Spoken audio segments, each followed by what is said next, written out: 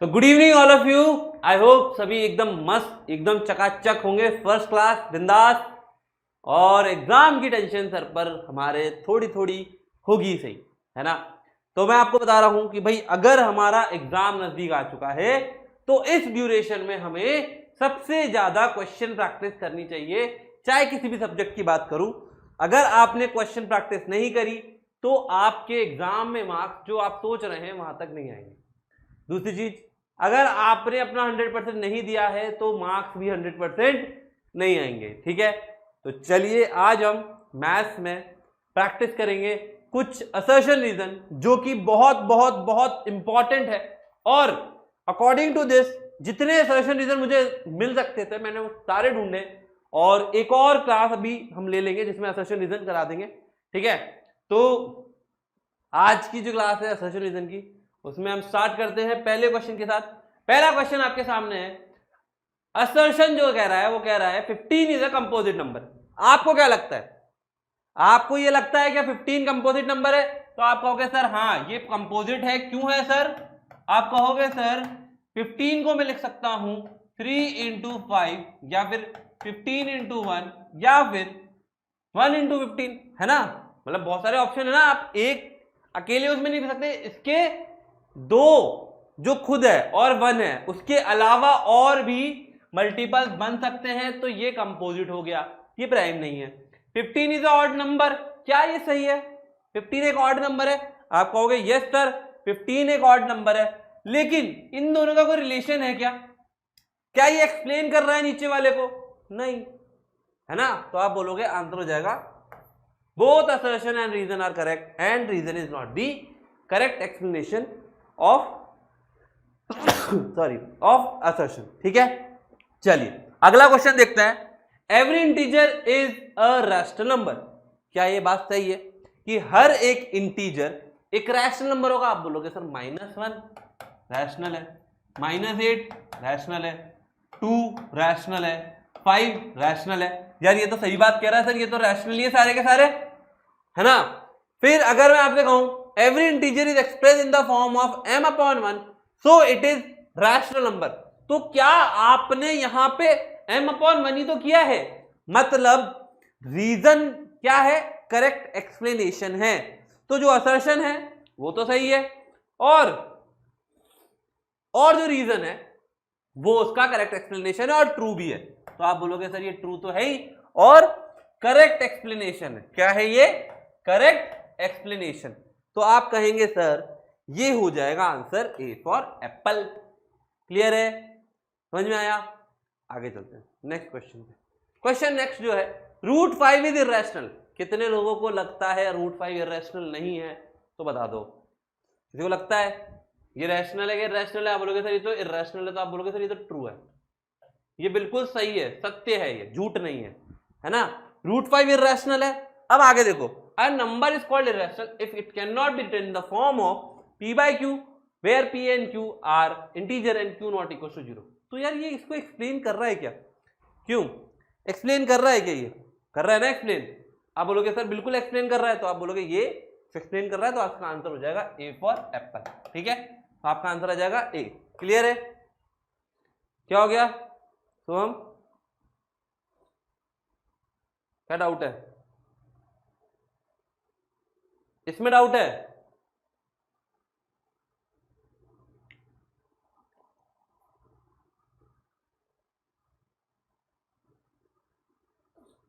नहीं लिख सकते √5/1। वो लिख दो आप, लेकिन एक सेकंड रुक जाओ। आपने कहा √5/1 लिख सकते हो, लिख दो, कोई दिक्कत नहीं। पर जो p है वो क्या इंटीजर है क्या? लिख दो, कोई दिक्कत नहीं है बेटा। जिस बाद में देखता हूं, मैंने नहीं करा, अभी टाइम नहीं मिला मेरे को अभी, ठीक है। तो p, ये देखो ये क्या लिखा, p और q इंटीजर है ना। चलो चलिए आगे चलते हैं नेक्स्ट क्वेश्चन पर। असर्शन बोल रहा है 0.468 इज टर्मिनेटिंग डेसिमल। क्या ये टर्मिनेटिंग डेसिमल है? आपको दिखाई दे रहा है इसके ऊपर कोई बार नहीं है, कोई नंबर रिपीट नहीं हो रहा है, तो ये टर्मिनेटिंग डेसिमल है। अगला क्या कर रहा है? Decimal which in which a digit और a set of a digit repeat periodically is called repeating और रिकरिंग डेसिमल। तो ये भी बात सही है सर, दोनों ही सत्य है ना, दोनों ही सही है, ये भी ट्रू है और ये भी ट्रू है, पर इन दोनों के बीच में कोई रिलेशन नहीं है, क्योंकि ये तो टर्मिनेटिंग की बात हो रहा है और ये नॉन टर्मिनेटिंग रिपीटिंग डेसिमल की बात कर रहा है। तो आप बोलोगे दोनों ट्रू है पर दोनों का कोई रिलेशन नहीं है, it is not the correct explanation of this question. तो आप बोलोगे B is the correct answer. Clear? चलो आगे चलते हैं अगले क्वेश्चन पे। 25 इज नॉट अ रैशनल। अब आप बोलोगे तो कैसी बातें कर रहा है यार, ये क्वेश्चन देखकर ही बता दोगे आप तो कि 25 इज नॉट रैशनल। आप बोलोगे क्या बात है सर, 25 तो रैशनल है और ये तो कंपोजिट भी है ना, 25/1 लिख सकते हो ना आप इसको, क्यों भाई 25/1 लिख सकते हो आप इसको। तो आप बोलोगे सर यार ये तो झूठ बोल रहा है। झूठ बोल रहा है मतलब फालस। कौन है ये? सर ये फालस है। अगर ये फालस है तो क्या हो जाएगा? आप बोलोगे सर ये फॉल्स है। नीचे वाला पढ़ते हैं। अच्छा वैसे आंसर आ चुका है ना, अगर पहला वाला फॉल्स होता है तो आंसर होता है डी फॉर 2 एप्पल। लेकिन हम पढ़ लेते हैं -25 can not return in the form of p/q। ओ भाई -25 can not return in form of p/q, ये तो कुछ गड़बड़ है ना? क्यों? ये तो क्वेश्चन में गड़बड़ है। अब बोलोगे -25 को क्यों नहीं लिख सकते हम p/q की फॉर्म में? हम लिख सकते हैं -25/1, है ना? तो यहां पर केस में क्या हो गया कि दोनों ही चीज गलत है।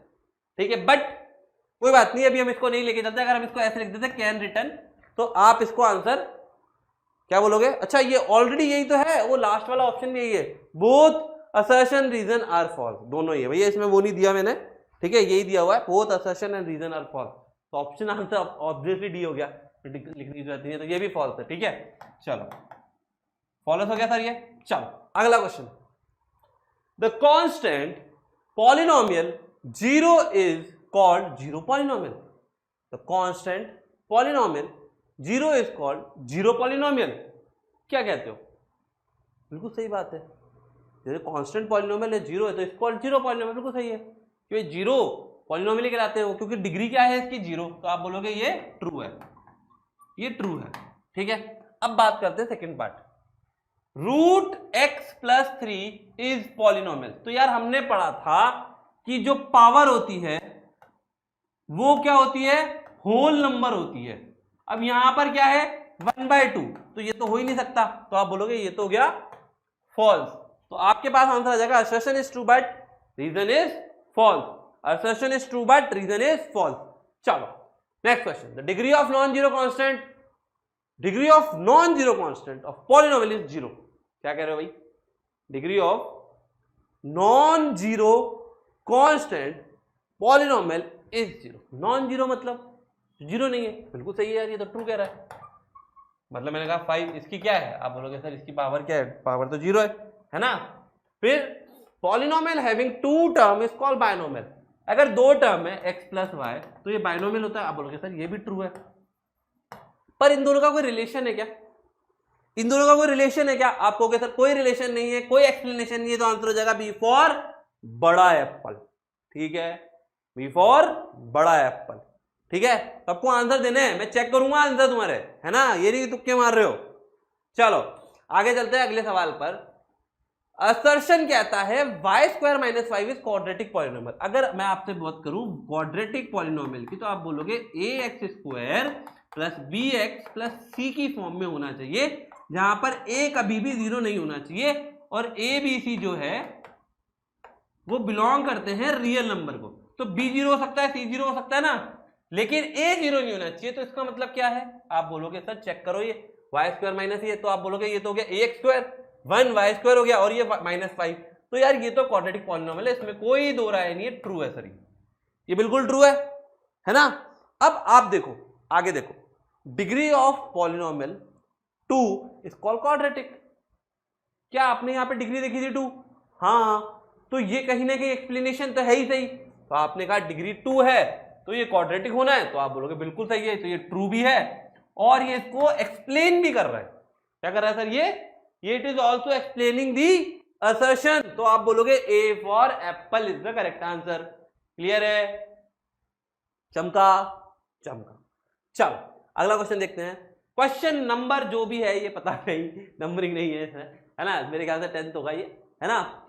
2x - 1 is the linear polynomial. क्या चक्कर है सर यहाँ पर? सर यहाँ पर डिग्री जो है वो 1 है, तो डिग्री 1 है तो लीनियर पॉलिनोमियल होगा। आप बोलोगे बिल्कुल सही बात कह रहा है, कोई बात दिक्कत नहीं, ट्रू है सर। दूसरा देखो, अब polynomial of degree 1 is called linear polynomial, ये भी सही बात है, और ये हमने इसको यूज भी किया यहाँ पर, है ना, हमने यहाँ पे यूज भी किया। तो आप बोलोगे सर ये दोनों ही चीज बात सही कह रहा है, और रीजन भी है इसका, एक्सप्लेनेशन का, कहा गया है ना। तो आप बोलोगे ए इज द करेक्ट आंसर। ठीक है, नेक्स्ट चलते हैं। The degree of zero polynomial, degree of zero polynomial is not defined, degree of zero polynomial is not defined. बात सत्य है, याद रखना, degree of zero polynomial is not defined. Each term of polynomial has coefficient, each term of polynomial have coefficient. क्या कहते हो, क्या हर एक पॉलिनोमियल का कोएफिशिएंट होता है? आप बोलोगे यार होता तो है, पॉलिनोमियल का कोएफिशिएंट तो होना भी चाहिए, है ना, पॉलिनोमियल का कोएफिशिएंट होना भी चाहिए। तो आप बोलोगे यस, ये तो एग्री करते हैं। तो आप कहोगे बिल्कुल सही है, ये भी आपका ट्रू है, लेकिन इनके बीच में कोई रिलेशन नहीं है। तो आप बोलोगे आंसर हो जाएगा बी फॉर बॉल। क्या हो जाएगा आंसर? बी फॉर बड़ा एप्पल। ठीक है, क्लियर? चलो अगला सवाल। The horizontal line is called x axis, the vertical line is called x axis. यार एक तो गलत बनता है ना, एक तो गलत बनता है सर, एक तो गलत बनता है। Horizontal line is called x axis, horizontal line is called x axis, सही है। Vertical line called x axis, अबे ये तो वाई होता है यार, तो ये तो फॉल्स हो गया ना, और ये ट्रू है। तो आंसर क्या हो जाएगा? आप बोलोगे आंसर हो जाएगा सी फॉर छोटा एप्पल। कौन सा हो जाएगा? सी फॉर छोटा एप्पल। ठीक है, चलो आगे चलते हैं। The point -7, -9। सर एक बार ग्राफ बनाते हैं, -7, -9, -7 इधर और -9 इधर। तो आप लोग यहाँ कहीं आएगा -7, -9। कौन सा क्वाड्रेंट है ये? आप लोग का तीसरा क्वाड्रेंट है, तो ये तो ट्रू है, ये तो ट्रू है, बिल्कुल सही बात है। ठीक है, the polynomial sorry the point both whose coordinates are negative is in lie in the third. तो ये भी सही है। क्या ये इसको एक्सप्लेन कर रहा है? आपने दोनों नेगेटिव का, है ना, दोनों नेगेटिव कहने के बाद आपने कहा सर ये तो लाई भी कर रहा है, तो आपने कहा ये इसका करेक्ट एक्सप्लेनेशन है। तो आंसर हो जाएगा ए फॉर एप्पल। समझ में आया सबको? चलो आगे चलते हैं, एक और सवाल लेते हैं इसी चैप्टर से। The graph of y equals to a, the graph of y equals to a, graph of y equals to a, y equals to a, है ना, is a straight line parallel to y axis. अब बोलोगे sir यार ये ऐसे बनेगा, ये तो क्या ये पैरेलल है y एक्सिस? क्या आप बोलोगे यार ये तो x एक्सिस के पैरेलल है, तो ये तो गलत लिखा है। अगर x एक्सिस लिखा होता तो क्या होता? x एक्सिस लिखा होता तो क्या होता? आप बोलोगे सर x एक्सिस लिखा होता तो ट्रू होता, पर यहां पर गड़बड़ है, फॉल्स है। ठीक है, चलिए अब पढ़ते reason. The graph of x equals to a, आप बोलोगे x equals to a is a straight line parallel to x axis. ये क्या बात हुई यार, ये दोनों ही उल्टा लिखा है, तो ये भी फॉल्स हो गया। आप बोलोगे सर ये आंसर हो जाएगा डी फॉर दो एप्पल। ठीक है, चलिए next question. If x equals to 2k - 1 and y equals to k is the solution of 3x - 5y -7 = 0, then value of k is 10। तो चेक करने के लिए क्या करोगे आप? ये दोनों वैल्यूज को उठा के यहां पुट करोगे। ठीक है, आपने करा सर पुट 3 × 2k - 1 फिर -5 × k - 7 = 0। आपने कहा सर सॉल्व करते हैं, हो जाएगा 6k - 3 -5k -7। आपने कहा सर ये तीनों मिला के 10 हो जाएगा, और ये दोनों मिला के k हो जाएगा। तो k की वैल्यू कितनी हो जाएगी? आप उधर ले जाओगे इसको तो 10 आ रही है, बिल्कुल सही आ रही है सर, k की वैल्यू सर बिल्कुल सही आ रही है 10। ये तो ट्रू है, ये तो ट्रू है, k की वैल्यू 10 आ रही है, इसमें कोई गलत नहीं है, बिल्कुल सच बात है। ठीक है, अब आगे देखते हैं। A linear equation in 2 variable has infinitely many solution. क्या कहना चाह रहे हैं सर? ये कहना चाह रहे हैं कि एक लीनियर इक्वेशन जो 2 वेरिएबल में होती है उसके इनफाइनाइट सॉल्यूशन होता है। अगर मैंने कहा आपको x + y = 4, आप बोलोगे सर x की वैल्यू 1 हो सकती है, इसकी वैल्यू 3 हो सकती है, इसकी 2 हो सकती है, इसकी 2 हो सकती है, इसकी 3 हो सकती है, 1 हो सकती है, तो यार इनफाइनाइट सॉल्यूशन है, तो ये भी बात सही है, आप बोलोगे ये भी ट्रू है। लेकिन यहां पर क्या इसका रिलेशन इससे है? आप बोलोगे नहीं, क्योंकि यहां पर आप बोल रहे हो by putting the value LHS equal to RHS, पर यहां कोई ऐसी कोई बात कही हमने, रीजन में कोई ऐसा एक्सप्लेनेशन दिया नहीं दिया है, तो आप बोलोगे सर आंसर हो जाएगा B फॉर बड़ा एप्पल, जहां पे assertion reason both correct but reason is not the correct explanation of the assertion. समझ में आया? चलो आगे चलते हैं। Through two distinct point there can be only one line that can be drawn. Through two distinct point there can be only one line that can be drawn. क्या कहते हो? क्या लगता है आपको? क्या दो पॉइंट से, दो ही है ना, आप कितनी लाइन बनाओगे? आप बोलोगे सर एक ही लाइन बन सकती है, यार ये तो सही बात कह रहा है, ये तो बिल्कुल सही बात कही इसने, और भी लाइन बना सकते हो? आप बोलोगे ये पर ये दोनों तो अलग अलग बनेगी, है ना, आप ऐसे कुछ बनाओगे तो ये तो सर्कल बन जाएगा, है ना, तो बात सही है। From the 2 point we can draw only one line, from these 2 point we can draw only one line. अब देखो दोनों में फर्क देखो, through 2 distinct point there can be only one line that can be drawn. Through मतलब उससे पास होती हुई, लेकिन यहां पर देखो from these 2 point we can draw only one line. यार इन 2 पॉइंट से आप और भी तो लाइन बना सकते हैं ऐसे, भाई पास थ्रू दोनों से नहीं हो रही, लेकिन लाइन तो और बन सकती है। क्या कहते हो? यहां पर अटका दिया है, आप लोगों को लग रहा है यार ये इसका रीजन है, सही कह रहा है ना, लेकिन नहीं है। इस चीज को ध्यान से देखना, इसने बोला है from these 2 point we can draw only one line, through नहीं बोला यहां पर। अब यहां पर थ्रू नहीं है तो आप इससे और स्ट्रेट लाइन बना सकते हो क्या? अरे यार बना सकते हैं ना, पास हो रही है नहीं हो रही दोनों से कोई फर्क नहीं पड़ता, ऐसा कुछ नहीं कहा है। यहां पर साफ साफ बोला है कि इसमें दोनों पॉइंट से पास होने वाली लाइन तो एक ही बन सकती है, लेकिन इसमें बोला है कि इन 2 पॉइंट से कितनी भी लाइन बन सकती है ना, है ना, ऐसा थोड़ी यही बनेगी। तो इसका मतलब यह है कि यह है फॉल्स। ठीक है, क्या है ये? फॉल्स। तो आप बोलोगे सर ये हो जाएगा C फॉर छोटा एप्पल। समझ गए? इस चीज में, इस चीज का ध्यान रखना, कभी कभी ऐसे क्वेश्चन आ जाते हैं जिसमें आपको थोड़ा सा अंग्रेजी में अटका दिया जाता है। ठीक है, चलो अगला सवाल देखते हैं। अब आ गया यूक्लिड। ओ भाई साहब, सबसे खतरनाक चैप्टर है ये, जिंदगी में इसका ही दुख था हमें बस, है ना। क्या दुख है सर इस चैप्टर का? According to first axiom, thing which are equal to the same thing are equal to one another. अगर मान लो A B के बराबर है और C B के बराबर है, तो A और C बराबर होंगे, यही होता है ना। तो आपने कहा सर ये तो बिल्कुल सही बात हुई, इसमें तो कोई दिक्कत ही नहीं है हमें। क्यों, इसमें कोई दिक्कत है क्या? बिल्कुल नहीं है। ठीक है सर, आगे देखते हैं।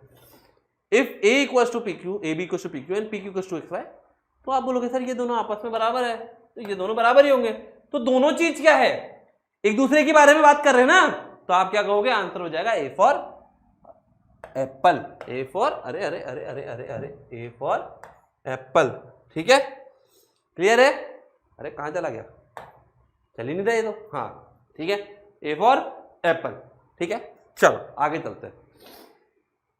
अगला क्वेश्चन लाइन्स एंड एंगल्स है। The sum of 2 adjacent angle is 100। 2 adjacent angle है सर, है ना, उनका सम क्या है? 100 है।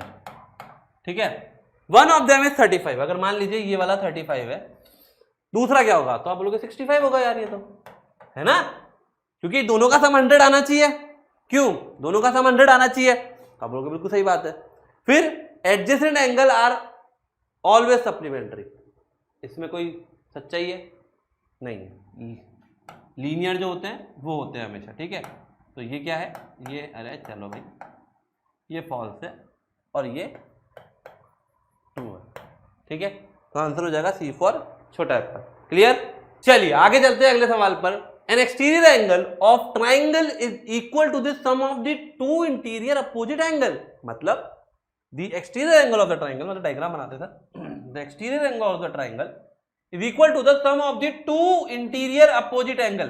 क्या 1 और 2 का सम ये 1 + 2 होता है क्या? आप बोलोगे हाँ ये तो सच है, ये तो ट्रू है ना, ये तो बिल्कुल ट्रू है, कोई दिक्कत नहीं है।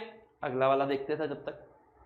If 2 angles are complementary of each other then each angle is acute angle. आप बोलोगे सर कॉम्प्लीमेंट्री क्या मतलब होता है? 90 डिग्री, दोनों 90 डिग्री, काम ही खत्म हो गया। आप बोलोगे सर अगर एक एंगल 90 हो जाएगा तो दूसरा 1 0 हो जाएगा, और ये हो ही नहीं सकता।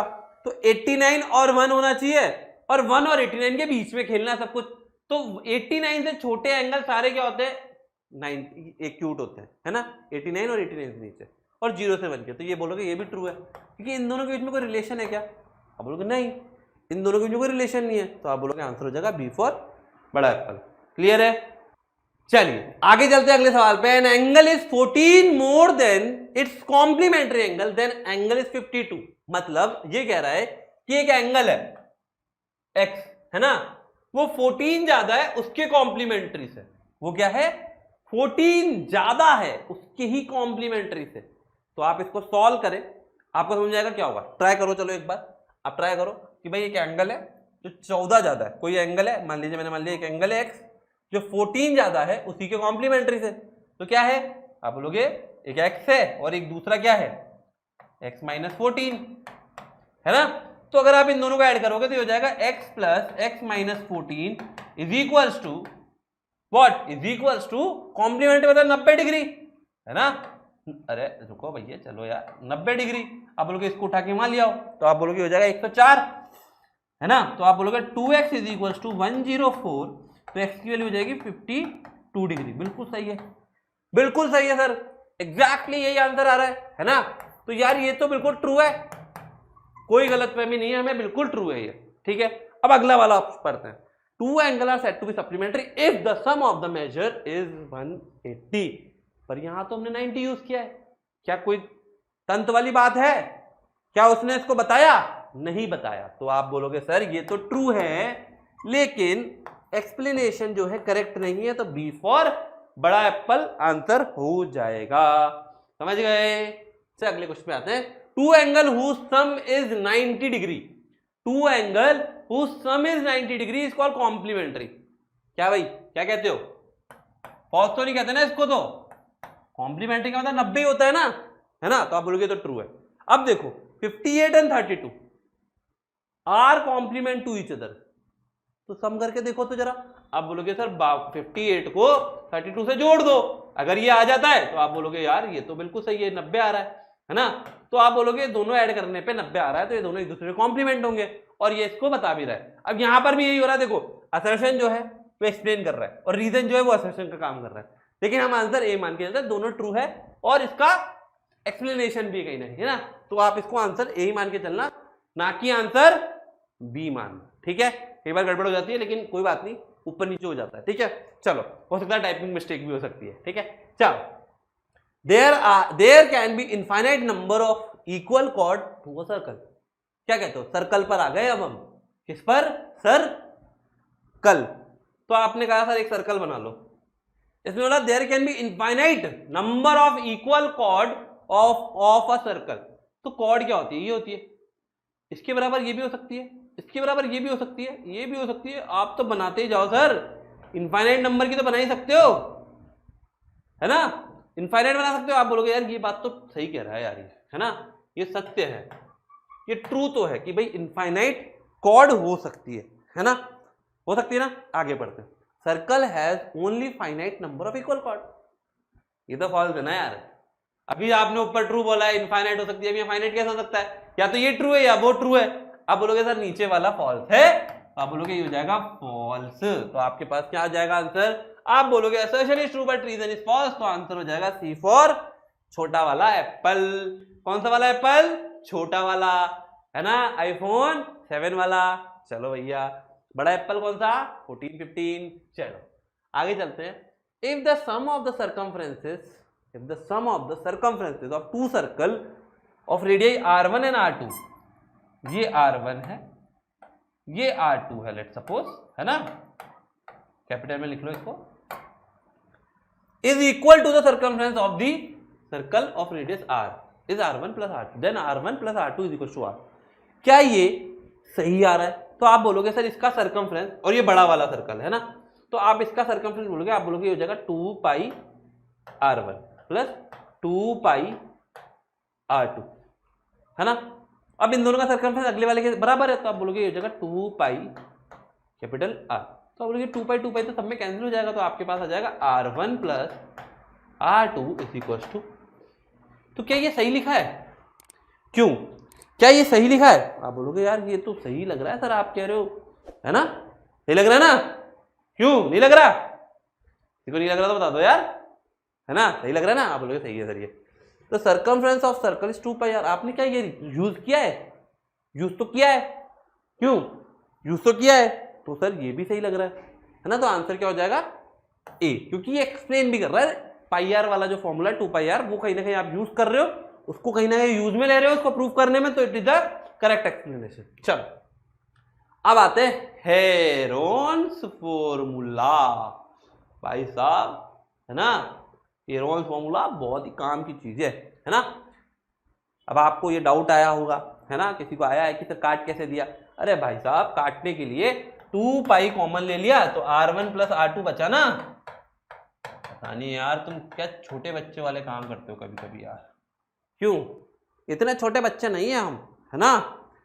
चलो आगे चलते हैं अगले सवाल पर। Perimeter of the triangle is A plus B plus C by 2, क्या सत्य है? पेरीमीटर क्या होता है ट्राइंगल का? अब बोलोगे sir A plus B plus C by 2 तो नहीं होता है, ये तो सेमी पेरीमीटर होता है। क्यों, ये तो सेमी पेरीमीटर होता है ना, तो यार ये तो फॉल्स हो गया ना पहला वाला ही। अब बोलोगे ये तो फॉल्स है, फॉल्स है ये, है ना? अब if the side of the triangle, ऐसे वैसे अगर ये फॉल्स है तो आंसर तो डी हो गया, है ना? लेकिन फिर भी एक बार चेक कर लेते, हो सकता है कहीं ट्रू हो, लेकिन ट्रू होगा तो कोई दिक्कत नहीं है, आपको आंसर डी ही मार्क करना है फिर, ठीक है? If the side of the triangle is 30, ये पेरीमीटर 76, कैसे हो सकता है यार? देखो ये हो जाएगा 30, 24 और 22, तो आप बोलोगे 2 ये 6, हाँ यार 76 आ रहा है, ये तो ट्रू है ना? ये तो ट्रू है। तो यहां पर थोड़ा सा रीजन क्या, आप इसको चेंज कर सकते हैं कि यहां पर आप बोलोगे सर असर्शन इज फॉल्स, इसको चेंज कर लो, एंड रीजन इज ट्रू, ऐसा कर सकते हैं ना? तो हमने आंसर क्या कह दिया? डी कह दिया। यहाँ पे पेरीमीटर सही आ रहा है, 76 आ रहा है, नो प्रॉब्लम। अच्छा सेमी पेरीमीटर दिया होता तो हम आपको गलत मान लेते, ठीक है? और यहां पर अगर सेमी पेरीमीटर दिया था तो हम बोलते हैं ट्रू है, और ये भी ट्रू है, तो आंसर हो जाता बी, क्योंकि इसका एक्सप्लेनेशन नहीं दे रहा था, ठीक है? चलो अगला question. The height of the equilateral triangle is √3/2a, height of the equilateral triangle is √3/2a, क्या कहते हो, क्या इरादा है आपका? आप बोलोगे सर कहीं ना कहीं तो सही लग रहा है, क्यों? आपने कहा सर एरिया होता है √3/4a², है ना? तो अगर मैं इसको 1/2 बेस इंटू हाइट करता हूं तो इसकी वैल्यू अगर a हो जाती है तो आप बोलोगे हो जाएगा कितना, √3/4a², तो a से a काट दोगे, 2 से 2 काट दोगे, तो हाइट की वैल्यू सही आ रही है, तो ये तो ट्रू है। ये 2a इसके साथ है, लेकिन है ना ये जो 2 है ये मत सोचना ऐसा है, ये ऐसा है भाई, ये ऐसा है भैया, है ना? √3/2a है, ऐसा ही है ना, थोड़ा सा ऊपर नीचे हो गया, तो आप उसको मान के चलना कि भाई ये गलती से वो लिख दिया है ना, गलती से लिख दिया है, तो ये ट्रू है, ठीक है? ये टाइपिंग मिस्टेक है, ठीक है? The side of the equilateral triangle is 6 and the height is 9, side is 6 and height is 9, ये क्या हुआ? एरिया तो दिया ही नहीं है इसने, ओ भाई क्या हो गया? The side of the triangle is 6 and height is 9। अच्छा चेक कर रहा है कि अगर साइड 6 दी है तो 9 हाइट हो सकती है क्या?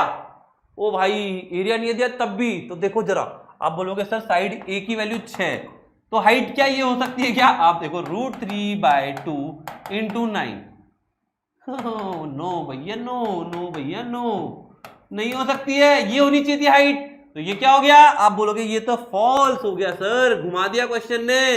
कोई बच्चे सोचेंगे सर क्वेश्चन इनकम्प्लीट था, एरिया दिया ही नहीं है, लेकिन question is complete but answer is C, क्योंकि यहां पर आपको हाइट से चेक कराया जा रहा है, क्या हाइट सही आ रही है, ठीक है? क्लियर है, चमक गया। चलो आगे चलते हैं। There can be infinite number of chord, अरे यार फिर रिपीट हो गया ये question, there can be infinite number of chord, तो सर्कल, भाई ये तो ट्रू है और ये फॉल्स है, तो आंसर इसका सी था, ठीक है? चलो कोई बात नहीं, आगे चलते हैं। The radius of the cylinder is double, radius of the cylinder is double, मतलब आपने r को कर दिया 2r, ठीक है? And height remain same, then volume increase by 4 times. चलो भैया h जो है वो h ही बन गया, तो वॉल्यूम क्या होगा? आप बोलोगे वॉल्यूम होता है पाई आर स्क्वायर एच। तो पाई 2r का होल स्क्वायर इंटू एच बोले तो 4 पाई आर स्क्वायर एच। 4 गुना हो रहा है, 4 गुना हो रहा है कि नहीं हो रहा है?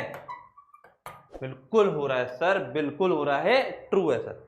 The volume of cylinder is pi r square h, r is the radius of the base and the height is. अरे साहब, क्या आपने ये फॉर्मूला यूज करा है? आप बोलोगे ऑब्वियसली यस, वॉल्यूम का फॉर्मूला होता है, यूज करा है, तो आंसर क्या हो जाएगा? आप बोलोगे सर जो रीजन है वो कहीं ना कहीं यूज हुआ असर्शन में, तो आप बोलोगे आंसर हो जाएगा ए फॉर एप्पल। समझ में आया? कोई दिक्कत? पक्का? चलो अगला सवाल आता है। नेक्स्ट सवाल एक और सरफेस एरिया वॉल्यूम से।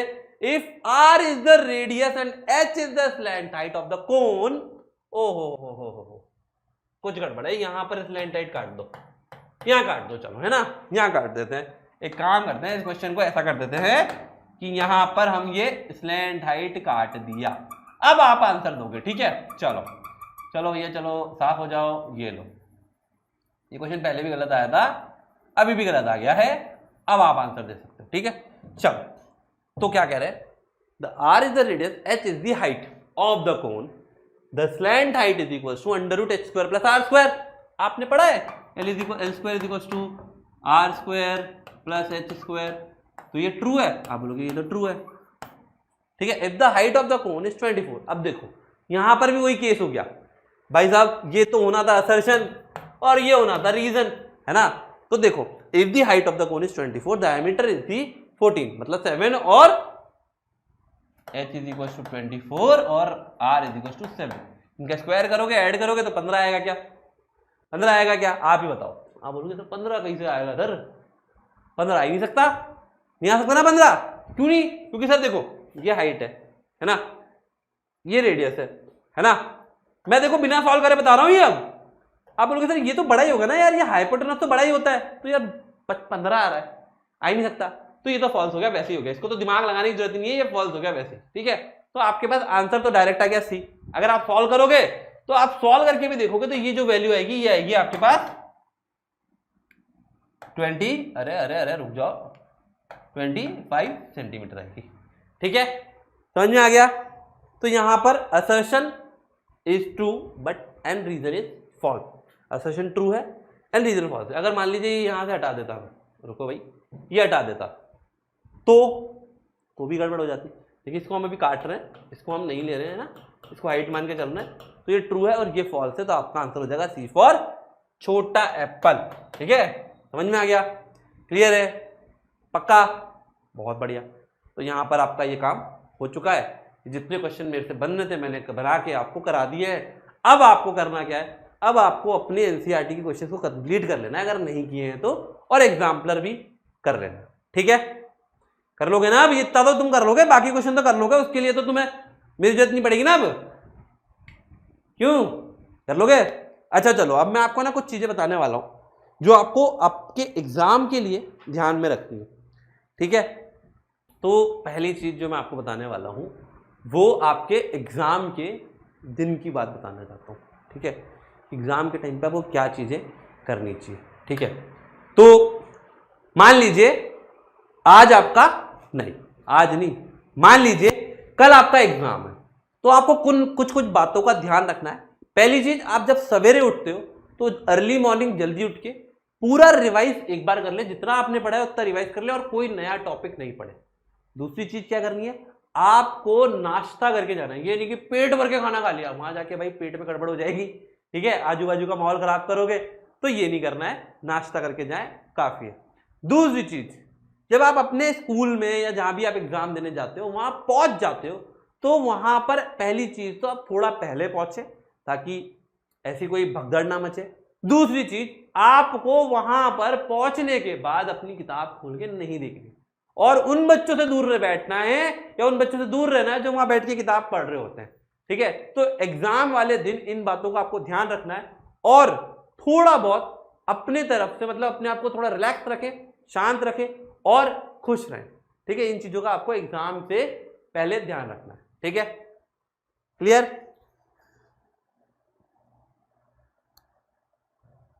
तो ये तो हो गया आपका एग्जाम का टाइम, है ना। एग्जाम के दिन आपको कुछ चीजों का ध्यान रखना है, ठीक है। अब एग्जाम के अंदर क्या करेंगे सर? एग्जाम के अंदर सर आपने हमें एग्जाम सेंटर तक पहुंचा दिया है, अब एग्जाम के अंदर हम जाके क्या करेंगे सर? हमको वहां कुछ आया नहीं तो फिर तो तोते उड़ जाएंगे हमारे। चलो अब मैं बता देता हूं कि एग्जाम सेंटर पे पहुंचने के बाद कुछ गलतियां काफी बच्चे करते हैं, तो वो गलतियां आप लोगों को बिल्कुल नहीं करनी है। पहली गलती ये होती है कि हम क्वेश्चन नंबर सही नहीं लिखते, है ना। कई बार क्या करते हैं, हम पेपर पलटते हैं, क्वेश्चन नंबर 5 कर रहे होते हैं और क्वेश्चन नंबर 1 लिख देते हैं गलती से, तो वहां आपको 0 मार्क्स मिलेंगे। दूसरी चीज, अगर आपका पेपर 2.5 घंटे में खत्म हो गया और आपको कोई क्वेश्चन नहीं आ रहा है, तो ये नहीं कि पेपर छोड़ के उठ के निकल लो, पूरे 3 घंटे एग्जाम में बैठना है, क्या पता कुछ याद आ जाए तो लिख दो, पेपर को रीचेक करते रहो। तीसरी चीज, अगर मान लीजिए आपको किसी क्वेश्चन में नहीं आया कुछ भी, तो उससे रिलेटेड क्वेश्चन के आंसर लिखे आओ, या मतलब आंसर नहीं तो फॉर्मूला लिखे आओ, या कुछ भी चीज अगर आपको उससे रिलेटेड आती है तो वो लिखकर आपको आनी है। चौथी चीज, कई बार क्या होता है, हम देखते हैं यार सामने वाला क्या कर रहा है, बगल वाला क्या कर रहा है, तो उन पे ध्यान बिल्कुल नहीं देना है, हमें अपने पेपर में ध्यान देना है। और पांचवी इंपॉर्टेंट चीज यह है कि क्वेश्चन पूरा पढ़ना है। कभी कभी क्या करते हैं, हम क्वेश्चन थोड़ा सा पढ़ते हैं और सॉल्व कर जाते हैं या लिखाते हैं, जिसकी वजह से कई बार ऐसी गलतियां हो जाती है जो हमें नहीं करनी होती है। और एक और चीज, कभी कभी हम एग्जाम में लेट पहुंचते हैं, तो घबराने की जरूरत नहीं है। हम अपने क्वेश्चन के अंदर जितना टाइम देने वाले थे उसका टाइम थोड़ा सा कट करके क्वेश्चन थोड़ा कम लिख कर आ जाएं, लेकिन क्वेश्चन छोड़कर नहीं आएंगे। इस चीज का हमें ध्यान रखना है, ये गलती काफी बच्चे करते हैं और हमें नहीं करनी है। क्लियर? तो ये चीजें आपको ध्यान रखनी है ना। चीटिंग नहीं करनी है, मैं इसके लिए मैं नहीं बोलता चीटिंग नहीं करनी, कर लो यार, लेकिन देखो पता है क्या होता है, जैसे कभी कभी मेरे साथ हुआ है, कभी कभी क्या होता है कि एग्जाम देने गए, 2.5 घंटे पेपर खत्म हो गया, अब आ ही नहीं रहा, क्या करें, नहीं आ रहा, तो ऐसा नहीं पेपर छोड़ के चल जाओ यार, आधे घंटे बैठे रहो, क्या पता तुम्हारे बगल वाली की कॉपी में सब दिख जाए तुम्हें, क्वेश्चन नंबर 9 नहीं आया और वो क्वेश्चन नंबर 9 लिख रहा है और वो तुमने खटखट नोट कर लिया। ऐसा भी तो हो जाता है कभी कभी। मेरे साथ हुआ एक बार इंजीनियरिंग कॉलेज में, मैं बैठा हुआ, मैं देख रहा हूँ यार मेरा पेपर हो गया, लेकिन सामने लिख रहा है, मैंने थोड़ा सा उधर, ओ भाई मिल गया आंसर, लिख दो तर तर तर तर, उसके बाद तो सब लिख देते हैं अपन, थोड़ा सा पता चल जाना चाहिए ना। ऐसा नहीं होता कि 1-2 लाइन मिल जाती, कभी कभी होता होगा यार, मेरे साथ तो हुआ है कि आपको कोई 1-2 लाइन मिल गई, गलती से देख लिया, ओ भाई साहब अब तो मैं पूरा क्वेश्चन लिख कर आऊंगा, है ना। तो इसलिए कभी कभी क्या, पेपर छोड़ के भागना नहीं चाहिए। क्या करोगे घर जाके भी, सोओगे तो सही, नालायक हो, गधों की तरह पांडों की तरह फैल जाओगे, हैं, यही करोगे ना, जाके ऐसे फैल जाओगे। देखो चीटिंग मत करो, मैं नहीं कह रहा चीटिंग करो, चीटिंग करना इज डिफरेंट थिंग, ठीक है। चीटिंग करना एक अलग बात है, बाई चांस, और बैठे रहना अलग बात है। क्या होता है चीटिंग में, तो आप चीटिंग कर रहे हो, पूछ रहे हो, बता रहे हो, और बैठे बैठे तो कुछ दिख गया, कुछ दिख गया तो आपकी गलती थोड़ी है, टीचर थोड़ी ना आपको पकड़ेगा। मान लो आप ऐसे बैठे हो,